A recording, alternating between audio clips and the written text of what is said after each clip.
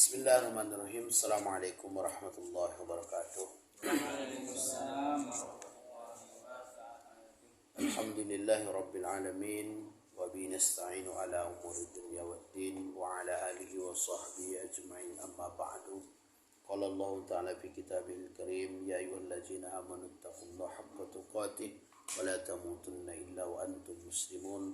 Wa qala an-nabiy sallallahu alaihi wasallam, ittaqillaha haitsu ma kunta. Yang saya muliakan rekan-rekan semua yang hadir pada malam yang berbahagia ini, yang tak bisa saya sebutkan satu persatu. Mudah-mudahan kita semua dirahmati Allah Subhanahu wa taala. Amin. Pertama sekali kita bersyukur kepada Allah Subhanahu wa taala, sebab hanya itulah yang bisa kita miliki, yaitu bersyukur kepada Allah Subhanahu wa taala. Karena sesungguhnya nikmat Allah itu sangat banyak sekali. Maka Allah berfirman dalam Al-Quran, wa in ta'uddu ni'matallahi la tuhsuha. Jika engkau ingin menghitung nikmat Allah itu, tidaklah bisa kita hitung. Maka apa yang diwajibkan kepada kita? Bersyukur kepada Allah Subhanahu wa taala. Saya merasakan, pernah kawan bercerita tentang tambal gigi. Tahu tambal gigi, Pak? Kalau ada gigi kita berlubang, itu biasanya dokter alternatifnya ada tambal gigi. Waktu itu udah lama, sekian tahun yang lalu, 100.000.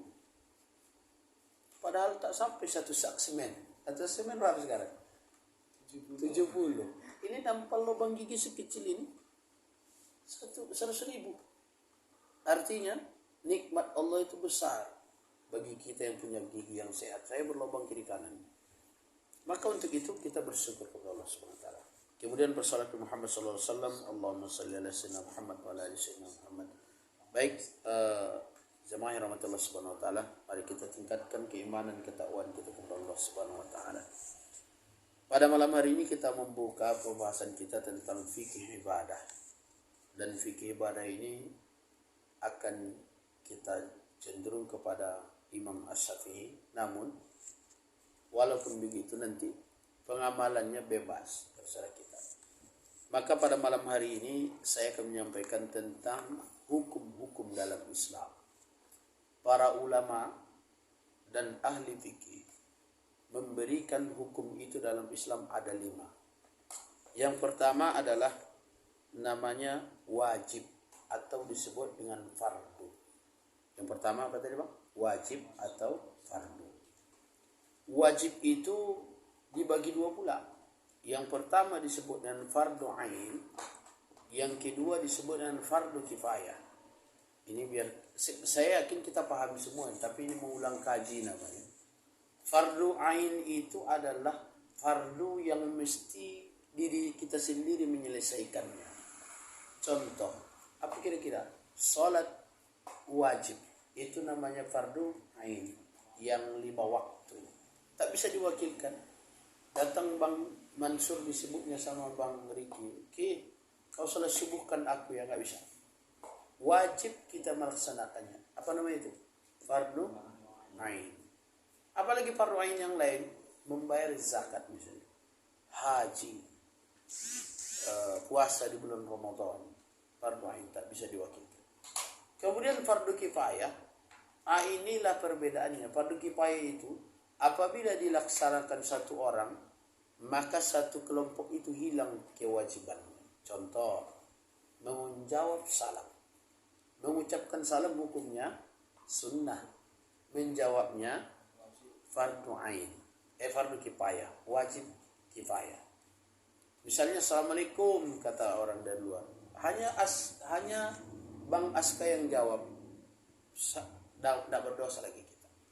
Yang kedua, ada orang meninggal misalkan di Gang Arbes atau di manalah, satu tempat lah. Kemudian dilaksanakan oleh satu orang penyelenggaraannya, maka satu kampung itu hilang kewajibannya.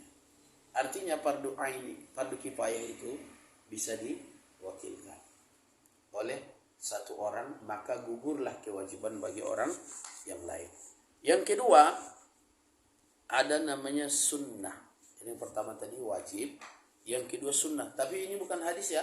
Nanti jangan pula kalian samakan pula hukum fikih ini dengan hukum sunnah Nabi lain. Ini maksudnya sunnah apabila dikerjakan mendapatkan pahala, apabila ditinggalkan tidak berdosa. Itu maksudnya sunnah itu, yaitu tidak pula memberatkan. Kemudian sunnah itu dibagi dua lagi, ada namanya sunnah muakkad.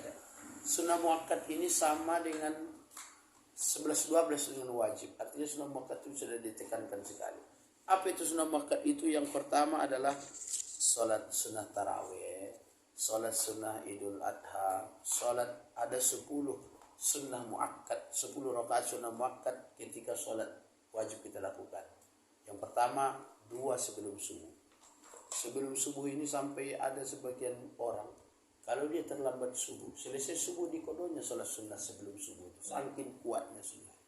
Kemudian zuhur, sebelum zuhur, sesudah zuhur, kemudian sesudah maghrib, maka itu disebut dengan sunnah yang ditekankan. Kemudian ada namanya sunnah ghairu muakkad. Sunnah ghairu muakkad ini salat sunat sebelum maghrib, itu tidak ditekankan sekali. Kemudian selanjutnya hukum itu adalah ada namanya hukum haram. Haram berbeda dengan wajib. Kalau wajib tadi dikerjakan mendapatkan pahala, kemudian apabila ditinggalkan mendapatkan dosa. Haram sebaliknya, ditinggalkan dapat pahala, dikerjakan dosa. Haram itu banyak sekali. Zina haram, minuman khamar haram, apalagi babi haram, anjing haram, ular berbisa haram. Tapi anehnya sekarang di daerah-daerah lain ada pula sate ular kobra, sate biawak, yang jual pakai jilbab, yang jual, yang makan juga berjilbab. Yang jelas Allah, yang jelas buaya, biawak, ular kobra haram hukumnya. Kemudian apa lagi? Makruh. Makruh itu dikerjakan tak dapat pahala, ditinggalkan juga tak dapat dosa, tak ada dapat apa-apa. Itu makruh itu. Ya, makruh itu contoh memakan petai, makruh hukumnya. Kalau bisa ditinggalkan, makruh. Apalagi mau salat berjamaah, makruh dia itu.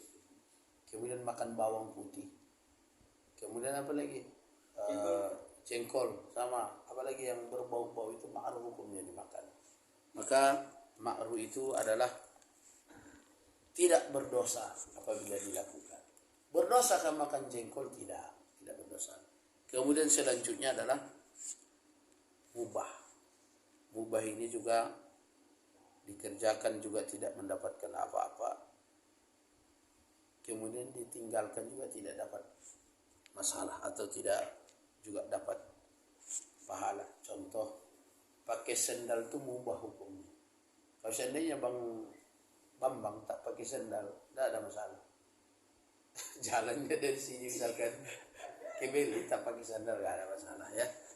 Jadi kita ulangi ya. Yang pertama haram, kemudian yang pertama tadi wajib,